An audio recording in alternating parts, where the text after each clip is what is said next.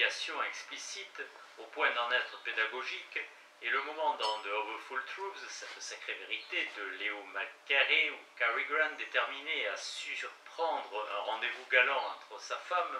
dont il est séparé, et son professeur de chant, se fraye bruyamment un chemin dans l'appartement du professeur pour découvrir sa femme, et le professeur en plein milieu d'un récital de chant. Cette scène n'est peut-être pas dépourvue de soupçons érotiques, mais ce n'est pas ce que Cary Grant avait prévu. Et lorsqu'il tente de s'asseoir discrètement au fond de la salle, il bascule en arrière sur sa chaise, entraînant calamiteusement avec lui une table et une lampe voisine, pour le plus grand plaisir ébahi de sa compagne toujours chantante. Ce moment ressaisit évidemment pour le couple une dimension d'intimité et ouvre la voie d'un dénouement extraordinairement complexe. Parce que la structure du remariage semble être la plupart du temps absente et certainement pas éminente dans le cinéma des autres cultures. Je mentionne le fait qu'elle est invoquée dans Somar Matens Lende, Sourire d'une nuit, d'été 1955, d'Ingmar Bergman, dont la conclusion soumet le personnage masculin, Gunnar Björnstorm, à une double humiliation. Il perd un défi à la roulette russe, défi lui-même truqué puisque le pistolet était chargé à blanc. Cette humiliation que subit l'homme, sa passivité, disons sa mort et sa résurrection, pose la force de son désir aux yeux de l'héroïne, Eva Dalbeck, qui l'accueille alors de nouveau dans sa vie. Il est essentiel à l'idée du genre développé, dans la recherche du bonheur, que si l'un des traits établis pour le genre est absent de l'un de ses membres, ce membre doit contenir quelques traits qui compensent cette absence. Par exemple, 4 des films qui définissent la comédie du remariage commencent dans une grande ville et finissent quelque part à la campagne, un lieu qui renvoie à une perspective et une intuition shakespearienne. Ce n'est pas vrai de It Happened One Night, New York, Miami de Frank Capra, ni de Philadelphia Story, Indiscrétion de George Cukor, au lieu de quoi, dans It Happened One Night, on nous montre le couple sur la route, découvrant ainsi que ce trait du picaresque, une histoire d'aventure, peut également être mis au service du genre de la comédie du remariage, ce qui implique que ce genre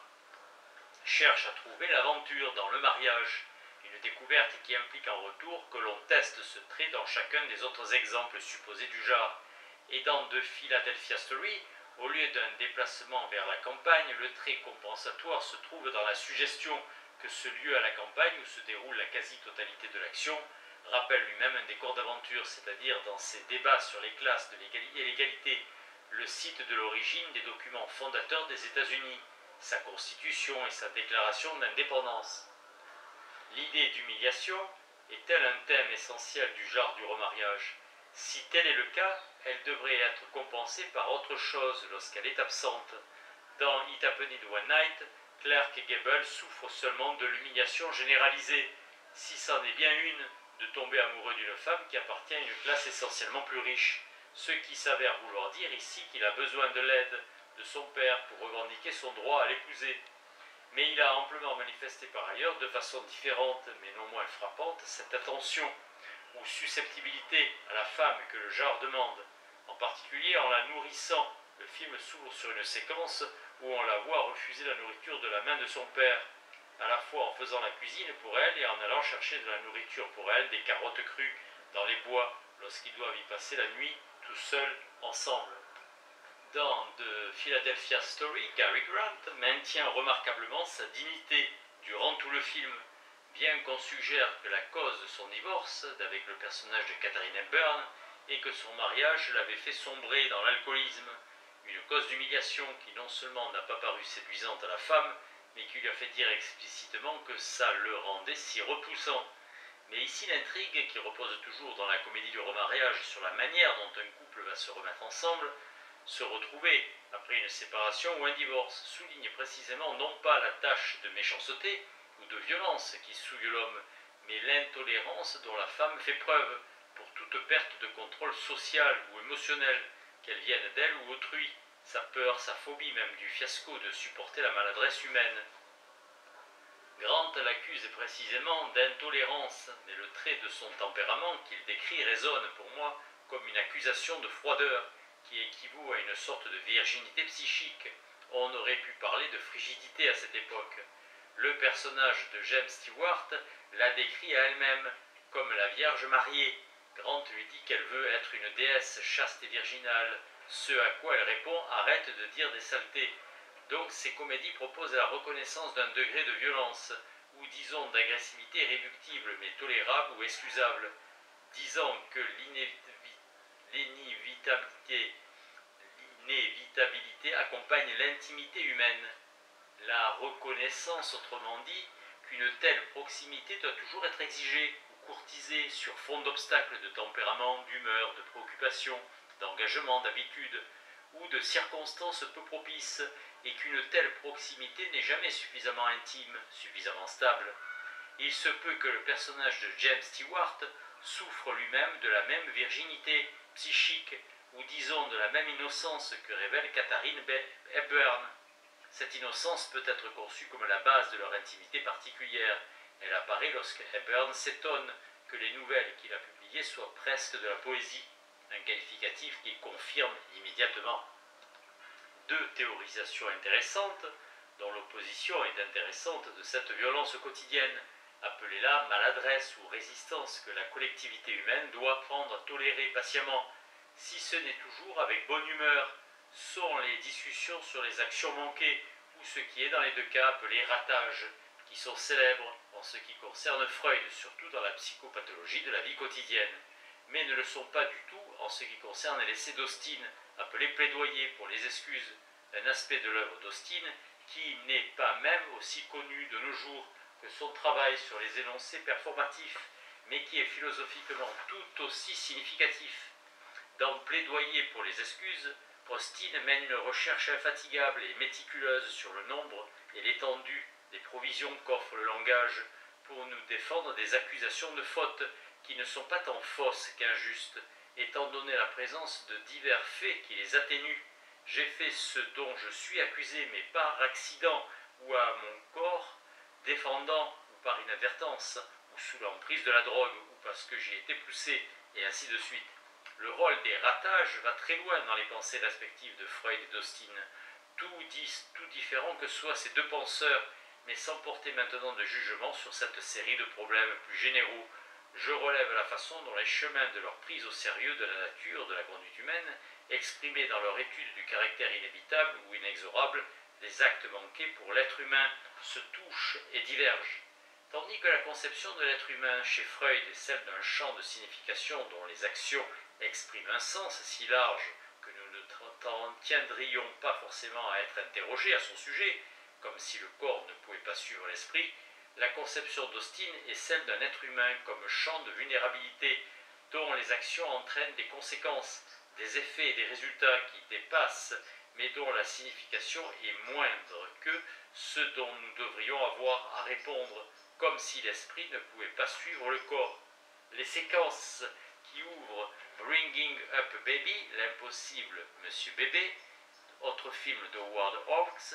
qui définit la comédie du remariage, consiste virtuellement en une série de lapsus ayant à voir avec le fait de prendre une balle de golf pour une autre, une voiture pour une autre et un sac pour un autre.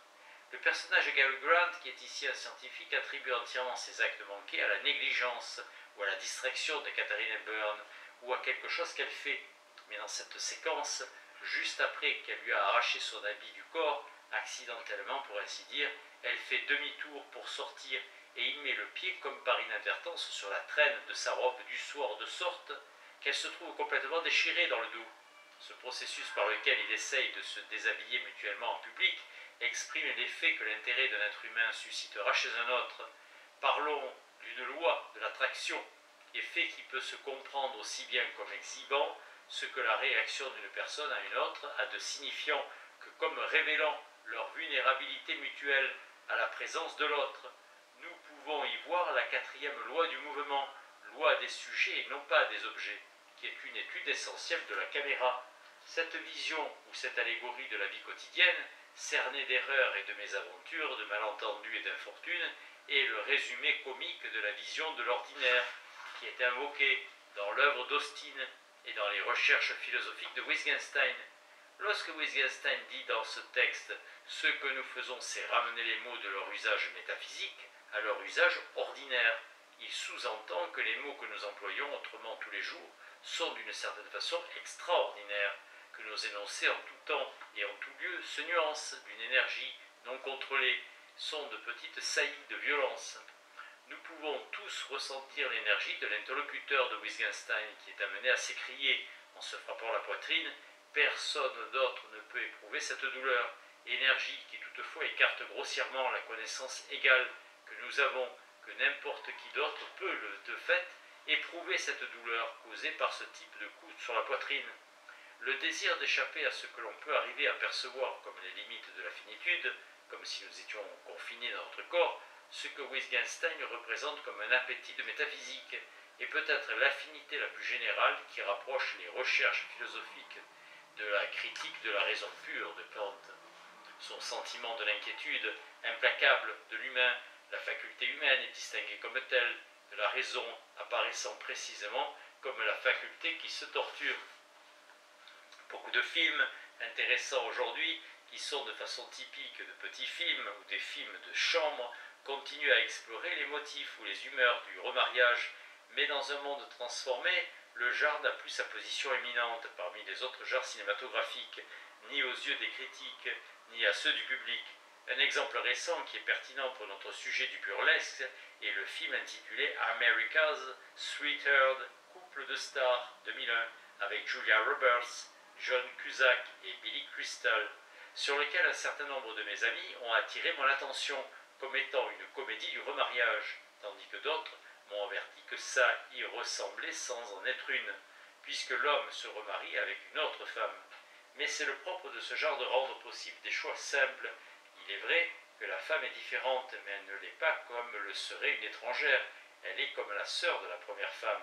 Il y a des précédents notables dans la comédie du remariage, à cette idée qu'une condition du remariage est l'affirmation ou la réaffirmation d'un aspect refoulé de la première femme, et cet aspect peut, comme dans The Awful Truths de Leo McCarey, être mis en scène sous la forme d'une comédie dans laquelle la femme joue le rôle de la sœur dévoyée de l'homme. On peut ainsi comprendre America's Sweetheart comme une littéralisation de cette figure, soulignant que le choix fait par la femme dans la comédie des années 1930, du type de sœur qu'elle voulait jouer, révèle un aspect qui ne s'accorde pas seulement à l'homme, mais est reconnu comme propre à la première femme, soit une variation sur le motif toujours valide d'une résonance légèrement incestueuse du genre. Le film tout récent dont je parle évoque deux autres traits du genre du remariage. D'abord l'accent mis sur la présence physique par l'absence de ce corps de femme là. L'exemple le plus célèbre en est ce plan de It Happened One Night, que l'on repasse toujours à la cérémonie des Oscars, où Claudette Colbert montre sa jambe pour faire arrêter une voiture. Lorsqu'ici on nous montre un film, dans le film, où Julia Roberts pesait 30 kilos de plus quand elle a rencontré le personnage de l'homme. Et ensuite, le topo où l'homme ne reconnaît pas la femme parce qu'il n'a pas reconnu qu'il est amoureux d'elle. Si America's Sweetheart a une contribution à faire au genre du remariage, elle résidera dans une description critique des deux éléments burlesques très appuyés qui sont intégrés au film. Deux thèmes qui étaient jusque-là, à ma connaissance, tabous dans notre genre. Je veux parler de la masturbation et de la bestialité. Le premier thème exhibe aux yeux de tous la valeur intrinsèquement pornographique du glamour, et le second est une parodie de la sentimentalité dans le rapport de l'homme avec ce qu'on appelle des animaux de compagnie, et en particulier les chiens. Il y a dans cette sacrée vérité un chien de compagnie qui joue un rôle critique. Ces éléments burlesques nous ramènent au rapport entre le monde du burlesque et le monde de l'enfance, le monde pré-politique. Dans le monde de la conversation et de la politique, tel que le représente la comédie du remariage, il est plus exact de parler de récurrence de l'enfance, à savoir comme dans l'état d'adolescence, cette phase de la Renaissance débridée et explicite de l'intérêt érotique pour autrui, une réalité, si c'en est une, qui a poussé Freud à parler du caractère dit phasique de l'existence sexuelle des hommes, où deux périodes de développement sexuel sont séparées par une période qu'il qualifie de latence. L'adolescence était cette condition pénible et familière à laquelle des écrivains tels qu'Emerson, Thoreau et Nietzsche étaient particulièrement sensibles. C'est la jeunesse à laquelle ils s'adressent souvent explicitement. Le moment où l'on doit troquer les rêves de possible pour une place réelle dans la société. Cette société qu'Emerson voyait comme existant dans un état de mélancolie muette état décrit par Thoreau, selon un mot plus célèbre, comme un état de désespoir tranquille, et qui pour Nietzsche était régi par l'esprit de gravité et cultivait le nihilisme. Tous nous demandent de nous rappeler nos jours d'adolescence dans nos années d'adultes, autrement dit face à l'exigence de ce qu'Emerson appelle conformité et Nietzsche philistinisme. C'est Proust, pas moins qui, décrivant dans les jeunes filles en fleurs l'âge ridicule que le narrateur traversait, tout entouré de monstres et de dieux, écrit « L'adolescence est le seul temps où l'on ait appris quelque chose ». Il oppose cette période à la longue durée de la conformité, le mot est dans Proust, et de l'habitude. Il nous est ainsi rappelé qu'il est des choses pires que l'humiliation, la gaucherie, le ridicule, et qu'il est de bonnes choses dont on ne peut s'approcher peut-être qu'à travers l'humiliation. La gaucherie et le ridicule, des choses comme l'expressivité, la capacité à dire son désir. Au début, je citais Aristote qui situait la possibilité de l'association politique, association pour le bien commun, dans la possibilité du langage. Dans ce contexte, donc, je pense encore à l'éclat d'Emerson, qui évoque le son de la parole de ses compatriotes et voisins de Concord, Massachusetts, placés sous le joug de la conformité. Chaque mot qu'ils disent nous chagrine. À l'opposé du plaidoyer d'Aristote pour la parole, Emerson dit que nous, sur les rivages de l'Amérique, nous ne sommes pas trouvés dans un nouveau monde, dans une association plus avancée, mais sommes au mieux dans un stade primitif de l'apprentissage du vivre ensemble, d'une manière nouvelle, pour un bien authentiquement commun. Une conversation peut-elle en émerger? Presque 100 ans exactement après l'aveu d'Emerson que nous avons cité, nous voyons une séquence dans The of the Full Truths où Cary Grant donne en douce à Irene Dune un coup de coude dans les côtes pour la faire rire de façon déplacée et ridicule, alors qu'un autre homme lui fait une déclaration d'amour ridicule. Un rire forcé est-il un rire réel? Le rire que nous inspire cette scène est-il causé par le fait qu'elle nous paraît purement drôle, ou bien est-ce essentiellement un coup violent que nous recevons dans nos côtes? C'est une limitation déclarée des comédies du remariage, comme je l'ai déjà noté, que la conversation ne s'établit qu'à l'intérieur d'un seul couple, dont on nous montre toujours qu'il est engagé dans un projet qui est incompréhensible pour la société proprement dite. Mais si ce couple trouve, comme c'est apparemment toujours le cas, une meilleure manière d'établir la communication qu'en se donnant des coups de coude, en se faisant des crocs en jambes et en se ridiculisant mutuellement, de découvrir une communauté spirituelle et charnelle que véhicule une conversation où ils échangent mots d'esprit, compréhension, pardon et passion. Et s'il existe des gens qui continuent à réaliser des œuvres telles que ces films pour un public d'amis et d'inconnus, des œuvres qui nous aident à imaginer cette possibilité d'échange entre êtres humains, qui sait ce que nous pouvons encore espérer?